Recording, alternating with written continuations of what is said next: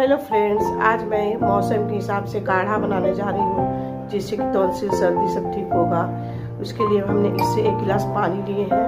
देख लीजिए, मीडियम जो चाय वे सब पीते हैं पानी, उसमें हम देखिए कस करके आदि डाल रहे हैं। ये मधु डाल रहे हैं।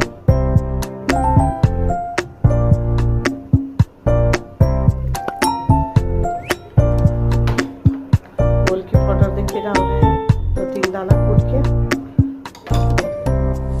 हल्दी 1 चुटकी लेके डाल रहे हैं और नींबू का रस देखिए, देख लीजिए मैं आधा का आधा नींबू का रस।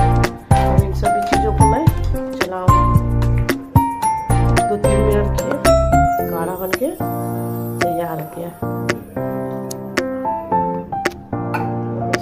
के इसमें डाल ली हूँ। बच्चे लोग को मैं देने जा रही हूँ रात में पीने के लिए। मैं इसमें कप में डालूंगी।